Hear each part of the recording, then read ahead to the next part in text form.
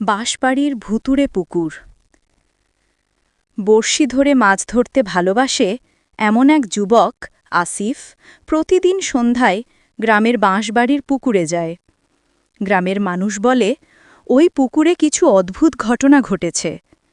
বহুদিন আগে এক মহিলার অস্বাভাবিক মৃত্যু হয়েছিল সেই পুকুরে। সে আর কোনোদিন ফিরেছিল না। তারপর থেকে পুকুরের আশেপাশে এক ভয়াবহ পরিবেশ তৈরি হয়ে গিয়েছিল। কিন্তু আসিফ সে বিশ্বাস করত না এসব কল্পকাহিনী। একদিন সে ঠিক করল সে রাতে পুকুরে মাছ ধরবে এবং ভয়ের কিছুই নেই।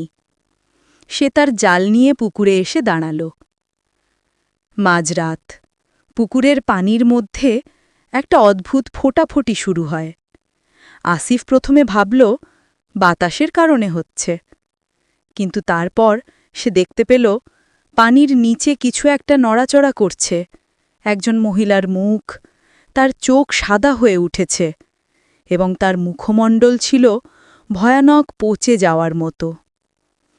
অসীম ভয়ে পেয়ে আসিফ নড়তে চাইল, কিন্তু তার পা যেন জমে গিয়েছিল।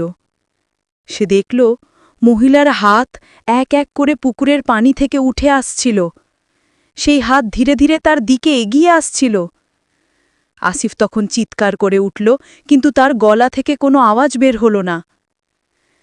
তবে কিছুক্ষণ পর সেই অন্ধকার থেকে সেই ভূতিয়া মহিলার মুখ আর দেখা গেল না।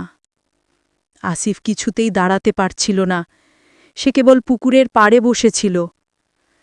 তারপর সেই রাতে পুকুরের পাড়ে কিছু অদ্ভুত শব্দ ভেসে আসে। এটা আমার পুকুর, তুমি ফিরে যাও। অসীম অবশেষে ভয় ভীতি উপেক্ষা করে পালিয়ে আসে। পরের দিন সকালে পুকুরে গিয়ে সে দেখে এক অদ্ভুত নীল রঙের ছড়ানো জল, যা ছিল তার নিজের শরীরের মতো।